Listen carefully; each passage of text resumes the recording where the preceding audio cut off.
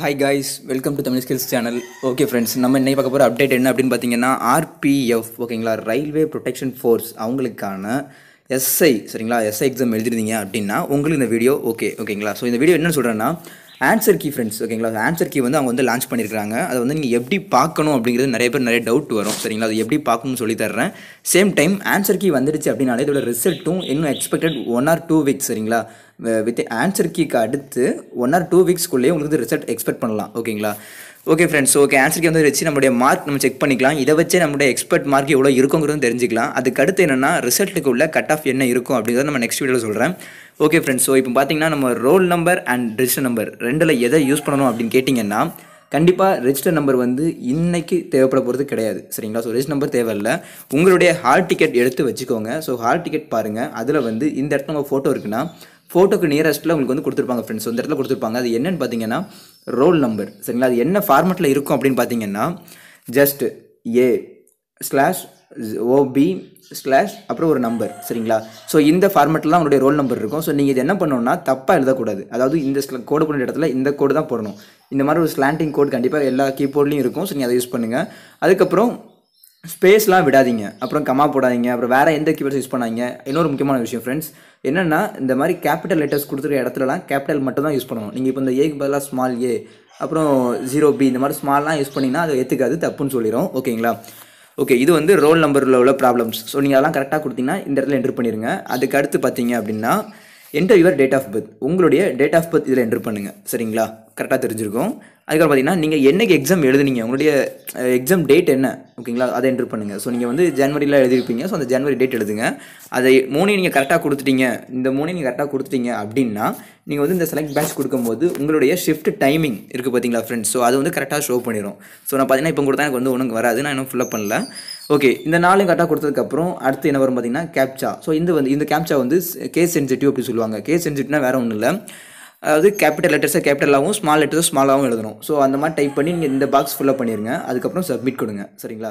So okay friends, okay guys, நான் வந்து இப்போ வந்து என்னுடைய ரெஜிஸ்டர் நம்பர் எல்லாம் என்ட்ரு பண்ணிட்டேன், லாகின் கொடுத்துட்டேன் சரிங்களா. ஸோ எனக்கு இந்த மாதிரி ஷோ ஆயிருக்கு. ஸோ இதில் என்ன அப்படின்னு பார்த்தீங்கன்னா இன்ஸ்ட்ரக்ஷன்ஸ் கொடுத்துருக்காங்க. ஸோ நிறையா கொடுத்துருக்காங்க. ஒன்றும் இல்லை, ஜஸ்ட் நம்மளுடைய கொஸ்டின் பேப்பரை வியூ பண்ணுறதுக்கு இதை கிளிக் பண்ணால் போதும்.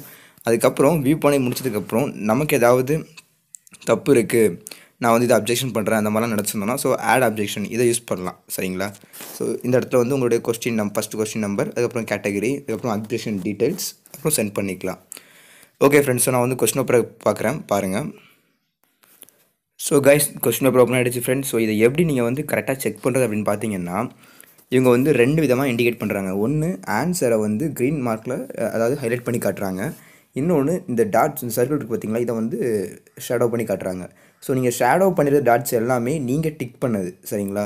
ஸோ இந்த பச்சை எல்லாமே அவங்களுடைய டிஃபால்ட் ஆன்சர். பார்த்தீங்கன்னா கொஸ்டின் நம்பர் 1 ஓகேங்களா. ஸோ இது வந்து ஆன்சர் கரெக்ட், ரெண்டுமே சேமாக தான் இருக்குது. டாட்டும் பியில் தான் இருக்குது, க்ரீனுமே பியில் தான் இருக்குது. ஸோ ஆன்சர் வந்து பி வந்து ரைட் ஆன்சர். அப்புறம் பார்த்தீங்கன்னா 2வது கொஸ்டின் பார்த்தீங்கன்னா தப்பு சரிங்களா. ஸோ இந்த மாதிரி நீங்கள் வந்து கம்ப்ளீட்டாக எல்லா கொஸ்டினுக்கும் நீங்கள் வெரிஃபை பண்ணிங்கன்னா உங்களுக்கு எவ்வளோ கொஸ்டின்ஸ் கரெக்டாக இருக்குது, நெகட்டிவ் மார்க்ஸ் போக எவ்வளோ வந்திருக்கு அப்படின்னு நீங்கள் கால்குலேட் பண்ணிக்கலாம் சரிங்களா. ஓகே ஃப்ரெண்ட்ஸ், ஸோ இந்த வீடியோ உங்களுக்கு உண்மையிலே யூஸ்ஃபுல்லாக இருந்திருக்கும். ஸோ நீங்கள் உங்களுடைய ரிசல்ட் நீங்கள் இப்போ செக் பண்ணி பார்க்கலாம். இட்ஸ் அவைலபிள் தான். இதை நீங்கள் எப்படி செக் பண்ணணும், உங்களுக்கு வந்து செக் பண்ணும்போது நிறைய எரர் வருது அப்படிங்கிற மாதிரிலாம் நீங்கள் நிறைய பேர் சொல்கிறீங்க. ஓகே, எரர் எனக்கும் தான் வந்தது. பட் ஆனால் அது என்னென்னா கைஸ், அது என்னென்னா ஆக்சுவலாக டேட் ஆஃப் பர்த் இருக்குது பார்த்தீங்களா. ஸோ இந்த டேட் ஆஃப் பர்த் வந்து நம்ம என்டர் பண்ணும்போது அது வந்து நான் டிஃபைன்ட் அந்த மார்க் அடிச்சு அப்படி இல்லைன்னா உங்களால் அந்த அதாவது பேட்ச் சரிங்களா. ஸோ நீங்கள் வந்து 11:45 ஸோ இந்த மாதிரி பேட்ச் டைமிங் வந்து அதில் ஷோ பண்ணணும். உங்களுடைய roll number, date of birth, அப்புறம் எக்ஸாம் டேட், இந்த 3 நீங்கள் என்ட்ரு பண்ணதுக்கப்புறம் உங்களுக்கு வந்து இந்த டைமிங் வந்து ஆட்டோமேட்டிக்காக ஷோ ஆகணும். அப்படி தான் நீங்கள் செலக்ட் பண்ண முடியும் சரிங்களா. ஸோ இது ஷோ ஆகலை, சும்மா செலக்ட் அப்படின்னு சொல்லி இருந்தது அப்படின்னா கண்டிப்பாக நீங்கள் வந்து பார்க்க முடியாது. ஸோ நீங்கள் அதுக்கு என்ன பண்ணணுன்னா நீங்கள் வந்து க்ரோமில் பாருங்கள். ஸோ க்ரோமில் தான் பார்க்க முடியும், வேறு எந்த ப்ரௌசரும் அவங்களுக்கு இதில் ஓப்பன் ஆகாது. ஸோ நீங்கள் க்ரோமில் கூகுள் க்ரோம் போயிட்டு அதில் வந்து சைடில் கிளிக் பண்ணிவிட்டு ப்ரைவேசி கொடுங்க. ஸோ அதில் கொடுத்துட்டு கீழே வந்து பார்த்திங்கன்னா அதாவது கிளியர் கேச்சஸ் அப்படின்னு ஒரு ஆப்ஷன் இருக்கும் சரிங்களா. ஸோ அட்வான்ஸ் லெவலில் போயிட்டு கிளியர் கேச்சஸ் கொடுங்க. ஏன்னா உங்களுடைய க்ரோமில் வந்து நிறையா குப்பைகள் இருந்தது அப்படின்னா கண்டிப்பாக இது ஓப்பன் ஆகாது. ஸோ கிளியர் கேச்சஸ் பண்ணிவிட்டு நீங்கள் அதுக்கப்புறம் ட்ரை பண்ணிங்கன்னா கண்டிப்பாக இது ஓப்பன் ஆகும். ஓகே ஃப்ரெண்ட்ஸ், ஸோ அடுத்தது நம்ம வந்து இந்த ஆர்பிஎஃப் எஸ்ஐ சம்மந்தமாக நம்ம வந்து கண்டிப்பாக அடுத்து வந்து ஒரு வீடியோ பார்க்கலாம். ஸோ எப்படி கட் ஆஃப் இருக்கும் அப்படின்னு சொல்லிட்டு. ஸோ இந்த வீடியோ உங்களுக்கு உண்மையிலே பிடிச்சிருந்தால் லைக் பண்ணுங்கள், ஷேர் பண்ணுங்கள்.